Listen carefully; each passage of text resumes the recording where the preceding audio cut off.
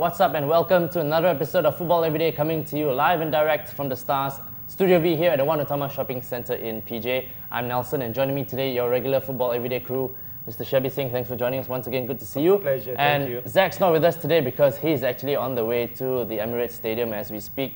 For the Stars Tiger FC Gunning for Glory contest. So he's going to catch a great match this weekend. Hi. So we're joined today by Mr. K. Anand from Malaysian Insider.com. He's a football writer with Malaysian Insider.com. Thanks for joining us on the show today. Welcome. Plenty to look forward to on today's show, as we'll be taking a look at all the action that's caught our eye over the past week as the season draws to a close. And first, though, we have to start with the Champions League semi-final. Champions League semi-final action where 2 days ago, Manchester United kind of romped to a 3-1 win. Thank you. I'm sure Anand will disagree with me, but yeah, Manchester United romped to a 3-1 win over Arsenal at the Emirates with Ronaldo scoring twice. Shebby, how impressed were you with by United? I mean, let's take the football out of the equation. I thought, the team selection was very, very interesting. Playing Cristiano Ronaldo as the target man, as the striker, I thought, he has got Berbatov's skills and touch, and he's got Tevez's work rate. Right. So I thought that was a master stroke from Sir Alex Ferguson. I think the Arsenal defense were not prepared for that eventuality, and they did struggle. Overall, yes, very good performance. I like the way also with the way Anderson and Fletcher, they protected Michael Carrick and allowed him to be the playmaker. Park Ji-sung, once again, I'm very proud to be an Asian, after seeing Park Ji-sung's performance. I mean, I will not be surprised before long, maybe by end of the season, and I'll put forward Park Ji-sung's case by saying he is truly a world-class player. And, I don't care what other people say. Right. I mean, Anand, I know you're an avid Arsenal fan, but surely the Gunners deserve to go out considering they went 2-0 down within the first 10 minutes. Yeah, okay. Let's look at it as a well-planned counter-attack by Alex Ferguson, and so it worked. It just fell into place faster than he would have expected as well. Let's be frank about it. He wouldn't have even he would have guessed that it would happen that way. And one slip, the luck of that to United in that, Kieran Gibbs slip. And after that, they had the advantage, and the weak defense. Arsenal's problem all season has been a weak defense and not using their brains in the right way. And buying Mikel Silvestre of United. Maybe that was a spy. Yeah, Anand, you were not happy with the defending from the free kick either. The free kick even, They don't even anticipate. With the wall they don't even anticipate. This is Cristiano Ronaldo. You're not watching the past free kicks he's been taking. You know he can blast it from distance. 40 yards is not a problem for him. Yet you're not even thinking about covering that potential. Second half, he gets a free kick. You have suddenly 7 men on the wall. Too late. Too little, we look at the final later on. In the other semi-final this morning, 10-man Barcelona scored a late goal for a 1-1 draw. At Stamford Bridge against Chelsea to go through on the away goals rule. Where they'll now face United. Shebby, we know that the Blues were very, very unhappy with the referee for failing to award at least what they believe was 2 or 3 clear-cut penalties. I think if they had gone to penalties, they would have wrapped up the game, I think, against 10-man Barcelona. You think Chelsea are right, or did Barca deserve to go through? I think, you talk about deserve to go through. Let's talk about Chelsea, right? Yes, the penalty claims have come after the game has been lost. I don't think there was a clear-cut penalty case. Maybe Gerard Piqué's handball, because was it a shot? Was it a pass? Piqué did handle the ball. That for me, I thought, was debatable. But other than that, I think, Chelsea are just will go on whinging and moaning for a long, long time. But let's look at it, right? You play with 11 against 11 and you are dominated. You play 11 against 10 and yet Barcelona dominated possession. No, that is where Chelsea went wrong. Master tactician or not, I think once again Gus Hiddink has been dealt a low blow. And yes, for Barcelona, with Iniesta coming into his favourite position, and he did the business. So no, I think Chelsea should stop whinging and just get on with it. You agree with I would Shebby? agree Quick that, one from you, as you say, it's a two-leg team. Semi-final, and who deserves to go through? Barcelona. Which team had the intent? They from the start they had intent, and they were unlucky that their injuries to Thierry Henry and the defense, which sort of handicapped them in the second leg. So that's all. Chelsea should have taken advantage, right? Yes. Right, but all right, great stuff, guys. But we've got to take a short little break now here on Football Everyday, but we'll be right back after these quick messages. So stay tuned.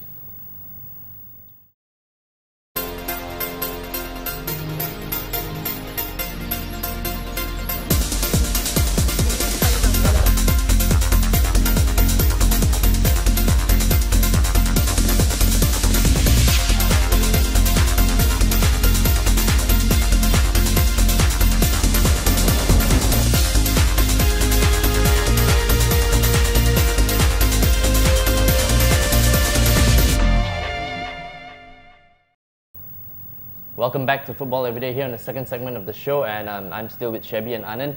Thanks for joining us once again.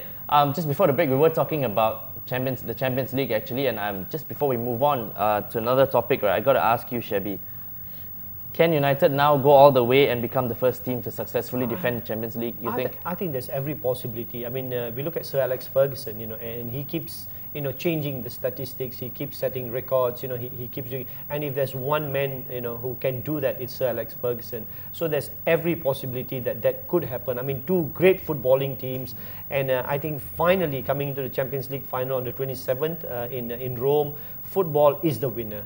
It doesn't matter how the final pans out, but football is the winner. This is how football should be played, right? And I'm so glad for that. And I think especially for the neutrals, I mean, United fans and Barcelona fans aside, it's kind of the final that everyone did want to see, right? I mean, I'm glad my wish came true. I didn't want a rematch. I didn't want a Man United Chelsea. I didn't want an Arsenal Barcelona. So it's good. Like I said, football is the winner, no matter what happens. Right. And I mean, what do you think about Chelsea's claim that it was kind of a conspiracy? It's a strong word, but they said that they didn't want an all-English. UEFA might not have wanted it. Chelsea, like I say, I mean, they're going to whinge and whinge. Oh, that's really, sour grapes that not only taste bad, they smell bad as well. Like I mean, let's go down to the bare basics of it. You had 11 against 10, all right? You should dominate possession. No, possession was still dominated by Barcelona. So stop all that whinging. Right. I mean, it started with Jose Mourinho. And it's continued for too long, so I'm not having any of that. And Chelsea did have a couple of chances, regular chances to kill off the game off. It's no conspiracy when you're actually given an extra man advantage for a foul that was not even worthy of a red card. That's right. And 7 minutes that's right. added time. That's right, all right, great one. So I hope you're right, Shebby, and United win, man. Anyway, just moving on, since Arsenal here is a big Arsenal fan, I've got to ask you, Anand, what do you see for Arsenal in the future? I mean, Arsene Wenger said that he foresees his young team being able to continue competing with the top clubs in Europe on a long-term basis. And the fact that a lot of people are now criticizing Arsene Wenger, but as a long-time Arsenal fan, more than 30 years, 35 years at least, I would say that we are talking about what is defined as success. For all the new fans as well as a lot of media who are just out there to critique and nothing else, it's about you must win this, you must win that and all that. So, but he has maintained a consistency that has never been done before at Arsenal in the past 10, 12 years. And so, we are happy with his strategy. But the frustration comes from match to match when you will see the players who could perform a bit better and they are supposedly world class and playing from the top team in the Champions League, in the league as well. But when they do not perform to their expectations, that's when we feel that we need that kind of a bit of that Alex Ferguson touch in getting these guys to work harder and at least improve their performance and push the team forward. I mean, they're stagnating. That to use a word that Shebby used earlier. Some of them just stagnate. They come to a level, come up from the ranks and being discovered and all that from other teams or whatever. But after that, you just stagnate. I think that's basically it, isn't it? And I mean, once reality sets in, once Nelsen gets 20, 25 games in a season, Diaby, and Bettner, Adebayo, and then you realize that these people are just going to be playing to a certain level. They're not going to be making a step up to become world-class players because if you don't have world-class players, you don't win things. I totally agree. I mean, I think there is a bit an element of cockiness in certain players as well. I think in the Arsenal team, Adebayo, Bettner. There's certain attitudes, I think. Right? Certain attitudes could be corrected, no doubt, but there's a certain arrogance which comes with youth as well. They always think that they are playing in this top league, in a top team, and they are already proud of it. They don't think about, that's where Alex Ferguson takes people down a few notches. Oh yeah. And Wenger does not. Management, Right. So overall, Shebby, I mean, disappointing season for Arsenal, would you say? Oh yeah, I mean, it will be disappointing because there's always been, last 2-3 seasons there's been a transition, there's been progress, but now, in the 4th season they have failed to deliver. So I think Arsene Wenger will be asking a lot of tough questions, and Anand is always welcome to support Spurs. I will disagree with disappointment because first half of the season we are not doing well. This is a success. And last year it was started off unexpectedly well and then sort of failed. So it's all relative to how. All right, great stuff. But it is time for yet another break here on Football Everyday. But we'll be right back with the third and final segment of the show right after these messages. So keep it locked on to Football Everyday.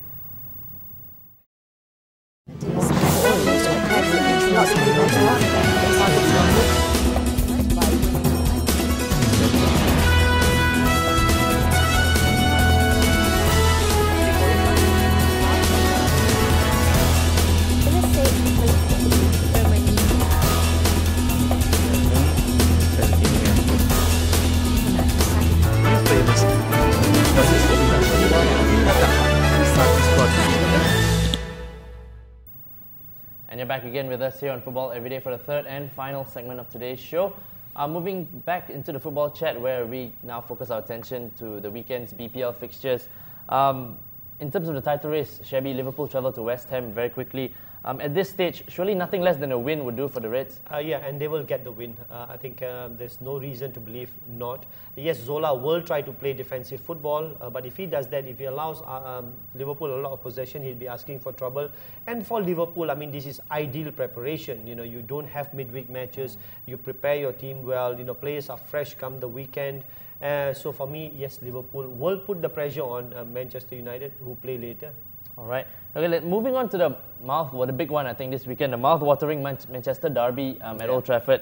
Shebby, rivalry aside, I'm presuming that Liverpool do beat West Ham, right? They'll be level on points with United, but ahead on goal difference. So how vital is it for Fergie's men to win this, despite having a game in hand? Well, you know, the momentum is with Manchester United, and really, I mean, you look at Sir Alex Ferguson over the years. You know, Man United have always finished the season very, very strongly, and he will want that to continue unless he goes really, really silly like he did in the FA Cup and decides to play a lot of youngsters. Right. But he will not do that because this is a local derby. There's more than just 3 points, bragging rights and everything as well. Yeah. So Man United, and I think Man City away day blues and whatever will be forgotten. I think City will put up a performance as well, but United just at the moment have too much for any team. But the players themselves, is whether they are switched on, thinking of the date in May 27, how risky they take the challenges. That could affect the team. I think with Sir Alex Ferguson, you know, if you don't put your foot in, you know, you'll be out of the club. So I think that we mentioned that about man management. Sir Alex Ferguson will demand from his players. So, score prediction, Shebby? I'm going to go with a 2-1. I think it's going to be a very exciting game, but narrow score to Man United. All right, moving on. I mean, you know, from the great stuff. Moving on from the top to the wrong end of the table. You know, where Newcastle entertained Middlesbrough in a do or die for both teams. Shebby.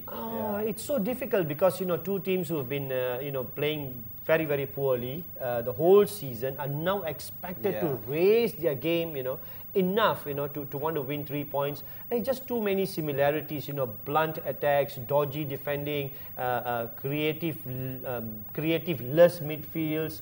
So I don't see how this game is going to spark, but I hope I'm wrong. I'm going to go with a 3-all draw. I would say it's Newcastle to win for sure. Yeah, I mean, I'm going with the first win for Shearer, actually. I mean, this is it. This is the one game that, you know, there's only one more game left after this at home. And Shearer said they had 3 matches. They drew with Portsmouth at home. They must win this. They have to win this, right? I don't think they can. I don't think so. But I think, interestingly, Middlesbrough have only scored like, what, 25 goals in the whole season. And I think that might be the downfall in the end.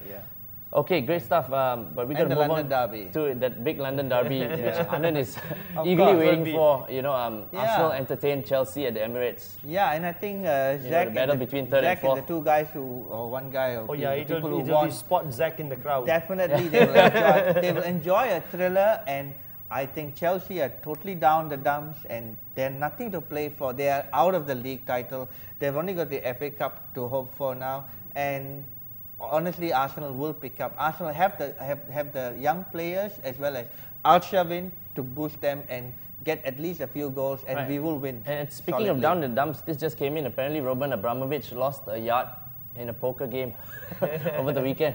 He can afford it. Yeah, for sure. I mean, Shebby, what do you see happening in the London derby? Very quickly. A tight match. You know, we're talking about two teams who are wounded. Two teams. You know, I mean, Chelsea at least have something to play for. I mean, the FA Cup final they've got. But for Arsenal, this is it. You know, let's end the season on a high. And I think the Chelsea egos have been bruised. I think they might be feeling their legs a little bit. You know, when you lose a match in such circumstances, you you feel the tiredness just continues. Sure. So I'm going to go with Arsenal narrowly 2-1. Arsenal win. Okay, we still got a bit of time, so Shebby, got to let you comment on your favourite team. Spurs travel to Everton, and I think that travel to Zach's team. Yeah, I know. You're going to play Zach's team. I mean, I did an interview with a newspaper in Singapore start of the season, and I said Spurs this season will finish anywhere between 5th and 15th. So I'm spot on because that's how unpredictable Spurs have been, you know. So that's it, you know. Another disappointing season. Spurs going to win at Everton? No. All right. Thank you very much, guys. Anand, thanks a lot for joining us on the show. But that's all the time we have on Football Every Day. This week's edition, of course. But if you do want to drop us a line, please do so at football@thestar.com.my. Until we see you next Thursday, it's Chow here from us on Football Every Day at Studio V1 Utama. Thanks for watching and enjoy your football.